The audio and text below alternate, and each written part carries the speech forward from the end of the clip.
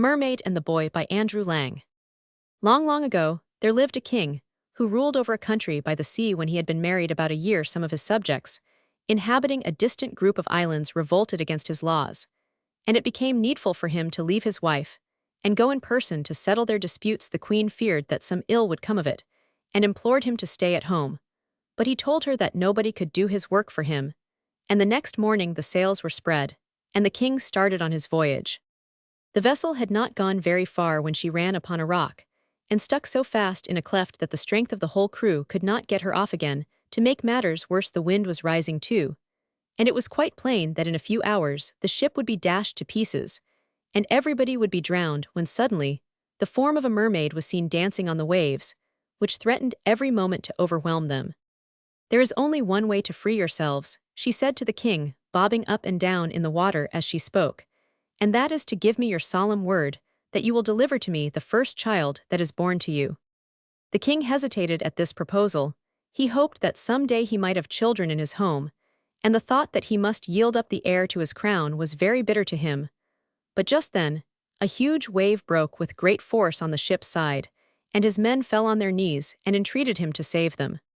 So he promised, and this time a wave lifted the vessel clean off the rocks, and she was in the open sea once more. The affairs of the islands took longer to settle than the king had expected, and some months passed away before he returned to his palace in his absence. A son had been born to him, and so great was his joy that he quite forgot the mermaid and the price he had paid for the safety of his ship. But as the years went on, and the baby grew into a fine big boy, the remembrance of it came back, and one day he told the queen the whole story. From that moment, the happiness of both their lives was ruined. Every night they went to bed wondering if they should find his room empty in the morning, and every day they kept him by their sides, expecting him to be snatched away before their very eyes. At last the king felt that this state of things could not continue, and he said to his wife, "After all, the most foolish thing in the world one can do is to keep the boy here in exactly the place in which the mermaid will seek him. Let us give him food, and send him on his travels, and perhaps, if the mermaid ever blocks come to seek him, she may be content with some other child." And the queen agreed that his plan seemed the wisest. So the boy was called, and his father told him the story of the voyage as he had told his mother before him. The prince listened eagerly, and was delighted to think that he was to go away all by himself to see the world, and was not in the least frightened, for though he was now 16, he had scarcely been allowed to walk alone beyond the palace gardens. He began busily to make his preparations, and took off his smart velvet coat, putting on instead one of green cloth, while he refused a beautiful bag, which the queen offered him to hold his food, and slung a leather knapsack over his shoulders instead, just as he had seen other travelers do. Then he bade farewell to his parents and went his way. All through the day he walked, watching with interest the strange birds and animals that darted across his path in the forest, or peeped at him from behind a bush. But as evening drew on he became tired, and looked about as he walked for some place where he could sleep. At length he reached a soft mossy bank under a tree, and was just about to stretch himself out on it, when a fearful roar made him start and tremble all over. In another moment something passed swiftly through the air, and a lion stood before him. "What are you doing here?" asked the lion, his eyes glaring fiercely at the boy. "I am flying from the mermaid," the prince answered in a quaking voice. "Give me some food." Then said the lion, "It is past my supper time, and I am very hungry."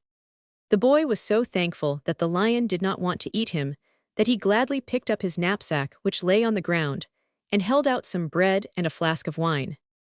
"I feel better now," said the lion when he had done so. "Now I shall go to sleep on this nice soft moss, and if you like you can lie down beside me." So the boy and the lion slept soundly side by side till the sun rose. "I must be off now," remarked the lion, shaking the boy as he spoke, "but cut off the tip of my ear and keep it carefully.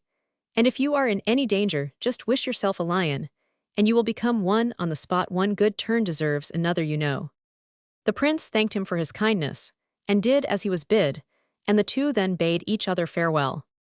"I wonder how it feels to be a lion," thought the boy after he had gone a little way, and he took out the tip of the ear from the breast of his jacket, and wished with all his might. In an instant his head had swollen to several times its usual size, and his neck seemed very hot and heavy, and somehow his hands became paws, and his skin grew hairy and yellow.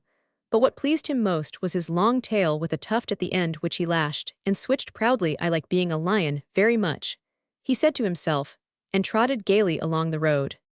After a while, however, he got tired of walking in this unaccustomed way. It made his back ache, and his front paws felt sore, so he wished himself a boy again. And in the twinkling of an eye his tail disappeared, and his head shrank, and the long thick mane became short and curly. Then he looked out for a sleeping place, and found some dry ferns which he gathered and heaped up. But before he had time to close his eyes, there was a great noise in the trees nearby, as if a big heavy body was crashing through them. The boy rose, and turned his head, and saw a huge black bear coming towards him. "What are you doing here?" cried the bear. "I am running away from the mermaid," answered the boy, but the bear took no interest in the mermaid, and only said, "I am hungry, give me something to eat." The knapsack was lying on the ground among the fern, but the prince picked it up, and unfastening the strap took out his second flask of wine, and another loaf of bread. "We will have supper together," he remarked politely. But the bear, who had never been taught manners, made no reply, and ate as fast as he could. When he had quite finished, he got up and stretched himself. "You have got a comfortable-looking bed there," he observed. "I really think that, bad sleeper as I am, I might have a good night on it. I can manage to squeeze you." And he added, "You don't take up a great deal of room." The boy was rather indignant at the bear's cool way of talking, but as he was too tired to gather more fern, they lay down side by side, and never stirred till sunrise next morning. "I must go now," said the bear, pulling the sleepy prince onto his feet. "But first you shall cut off the tip of my ear, and when you are in any danger, just wish yourself a bear, and you will become one. One good turn deserves another, you know." And the boy did as he was bid, and he and the bear bade each other farewell. "I wonder how it feels to be a bear," thought he to himself when he had walked a little way, and he took out the tip from the breast of his coat, and wished hard that he might become a bear the next moment. His body stretched out, and thick black fur covered him all over as before. His hands were changed into paws. But when he tried to switch his tail, he found to his disgust that it would not go any distance. "Why, it is hardly worth calling a tail," said he. For the rest of the day he remained a bear and continued his journey. But as evening came on, the bearskin, which had been so useful when plunging through brambles in the forest, felt rather heavy, and he wished himself a boy again. He was too much exhausted to take the trouble of cutting any fern or seeking for moss, but just threw himself down under a tree, when exactly above his head he heard a great buzzing as a bumblebee alighted on a honeysuckle branch. "What are you doing here?" asked the bee in a cross voice. "At your age, you ought to be safe at home." "I am running away from the mermaid," replied the boy. But the bee, like the lion and the bear, was one of those people who never listened to the answers to their questions, and only said, "I am hungry, give me something to eat."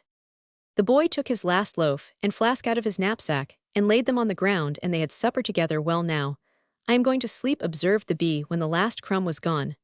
"But as you are not very big, I can make room for you beside me." And he curled up his wings and tucked in his legs, and he and the prince both slept soundly till morning. Then the bee got up and carefully brushed every scrap of dust off his velvet coat, and buzzed loudly in the boy's ear to waken him. "Take a single hair from one of my wings," said he, "and if you are in danger, just wish yourself a bee, and you will become one. One good turn deserves another, so farewell, and thank you for your supper." And the bee departed after the boy had pulled out the hair, and wrapped it carefully in a leaf. "It must feel quite different to be a bee from what it does to be a lion or bear," thought the boy to himself when he had walked for an hour or two. "I dare say I should get on a great deal faster." So he pulled out his hair and wished himself a bee. In a moment the strangest thing happened to him. All his limbs seemed to draw together, and his body to become very short, and round his head grew quite tiny, and instead of his white skin, he was covered with the richest, softest velvet. Better than all, he had two lovely gauze wings, which carried him the whole day without getting tired. Late in the afternoon, the boy fancied he saw a vast heap of stones a long way off, and he flew straight towards it. But when he reached the gates, he saw that it was really a great town, so he wished himself back in his own shape, and entered the city. He found the palace doors wide open, and went boldly into a sort of hall which was full of people, and where men and maids were gossiping together. He joined their talk, and soon learned from them that the king had only one daughter, who had such a hatred to men that she would never suffer one to enter her presence. Her father was in despair, and had had pictures painted of the handsomest princes of all the courts in the world, in the hope that she might fall in love with one of them. But it was no use, the princess would not even allow the pictures to be brought into her room. "It is late," remarked one of the women at last, "I must go to my mistress," and turning to one of the lackeys, she bade him find a bed for the youth. "It is not necessary," answered the prince, "this bench is good enough for me. I am used to nothing better," and when the hall was empty he lay down for a few minutes, but as soon as everything was quiet in the palace, he took out the hair and wished himself a bee, and in this shape he flew upstairs past the guards, and through the keyhole into the princess' chamber. Then he turned himself into a man again. At this dreadful sight the princess, who was broad awake, began to scream loudly. A man, cried she.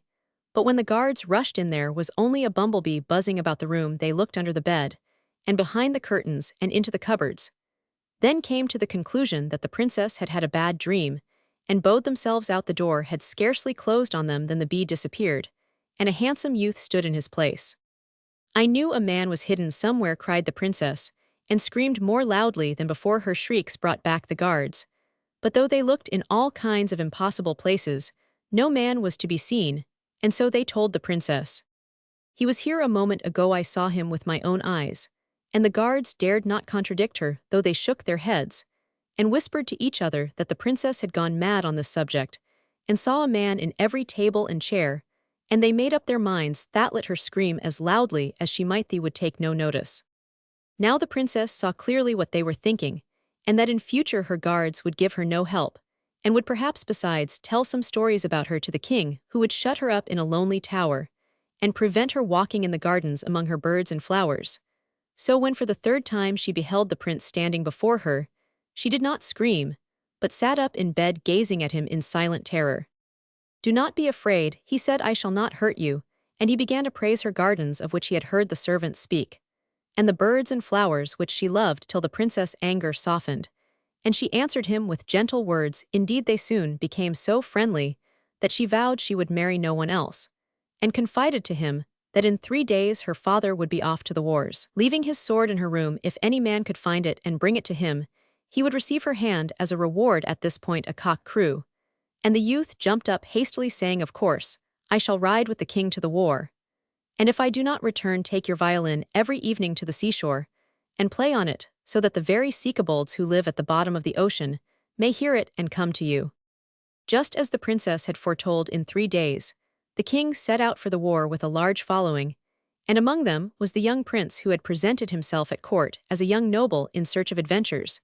They had left the city many miles behind them, when the king suddenly discovered that he had forgotten his sword, and though all his attendants instantly offered theirs, he declared that he could fight with none but his own. "The first man who brings it to me from my daughter's room," cried he, "shall not only have her to wife, but after my death shall reign in my stead." At this, the Red Knight, the young prince, and several more turned their horses to ride as fast as the wind back to the palace. But suddenly, a better plan entered the prince's head, and letting the others pass him, he took his precious parcel from his breast, and wished himself a lion. Then on he bounded, uttering such dreadful roars that the horses were frightened, and grew unmanageable, and he easily outstripped them, and soon reached the gates of the palace. Here he hastily changed himself into a bee, and flew straight into the princess' room, where he became a man again. She showed him where the sword hung concealed behind a curtain, and he took it down, saying, as he did so, "Be sure not to forget what you have promised to do." The princess made no reply but smiled sweetly, and slipping a golden ring from her finger, she broke it in two, and held half out silently to the prince, while the other half she put in her own pocket. He kissed it, and ran down the stairs bearing the sword with him. Some way off he met the Red Knight and the rest, and the Red Knight at first tried to take the sword from him by force, but as the youth proved too strong for him, he gave it up, and resolved to wait for a better opportunity. This soon came, for the day was hot, and the prince was thirsty. Perceiving a little stream that ran into the sea, he turned aside, and unbuckling the sword flung himself on the ground for a long drink. Unluckily, the mermaid happened at that moment to be floating on the water not very far off, and knew he was the boy who had been given her before he was born, so she floated gently in to where he was lying. She seized him by the arm, and the waves closed over them. Both hardly had they disappeared when the Red Knight stole cautiously up, and could hardly believe his eyes when he saw the king's sword on the bank. He wondered what had become of the youth who an hour before had guarded his treasure so fiercely, but after all that was no affair of his, so fastening the sword to his belt, he carried it to the king. The war was soon over, and the king returned to his people, who welcomed him with shouts of joy. But when the princess from her window saw that her betrothed was not among the attendants riding behind her father, her heart sank, for she knew that some evil must have befallen him, and she feared the Red Knight. She had long ago learned how clever and how wicked he was, and something whispered to her that it was he who would gain the credit of having carried back the sword, and would claim her as his bride, though he had never even entered her chamber. And she could do nothing, for although the king loved her, he never let her stand in the way of his plans. The poor princess was only too right, and everything came to pass exactly as she had foreseen it. The king told her that the Red Knight had won her fairly, and that the wedding would take place next day, and there would be a great feast after it. In those days feasts were much longer and more splendid than they are now, and it was growing dark when the princess, tired out with all she had gone through, stole up to her own room for a little quiet. But the moon was shining so brightly over the sea that it seemed to draw her towards it, and taking her violin under her arm, she crept down to the shore. "Listen, listen," said the mermaid to the prince, who was lying stretched on a bed of seaweeds at the bottom of the sea. "Listen, that is your old love playing for mermaids, know everything that happens upon earth." "I hear nothing," answered the youth, who did not look happy. "Take me up higher where the sounds can reach me." So the mermaid took him on her shoulders and bore him up midway to the surface. "Can you hear now?" she asked. "No," answered the prince, "I hear nothing, but the water rushing. I must go higher still." Then the mermaid carried him to the very top. "You must surely be able to hear now," said she. "Nothing but the water," repeated the youth, so she took him right to the land. "At any rate you can hear now," she said again. "The water is still rushing in my ears," answered he, "but wait a little, that will soon pass off." And as he spoke, he put his hand into his breast, and seizing the hair wished himself a bee, and flew straight into the pocket of the princess. The mermaid looked in vain for him, and coated all night upon the sea, but he never came back, and never more did he gladden her eyes. But the princess felt that something strange was about her, though she knew not what, and returned quickly to the palace, where the young man at once resumed his own shape. Oh, what joy filled her heart at the sight of him! But there was no time to be lost, and she led him right into the hall where the king and his nobles were still sitting at the feast. "Here is a man who boasts that he can do wonderful tricks," said she, "better even than the Red Knights. That cannot be true, of course, but it might be well to give this impostor a lesson. He pretends, for instance, that he can turn himself into a lion, but that I do not believe. I know that you have studied the art of magic," she went on, turning to the Red Knight. "So suppose you just show him how it is done and bring shame upon him." Now the Red Knight had never opened a book of magic in his life, but he was accustomed to think that he could do everything better than other people without any teaching at all. So he turned and twisted himself about and bellowed and made faces, but he did not become a lion for all that. "Well, perhaps it is very difficult to change into a lion. Make yourself a bear," said the princess. But the Red Knight found it no easier to become a bear than a lion.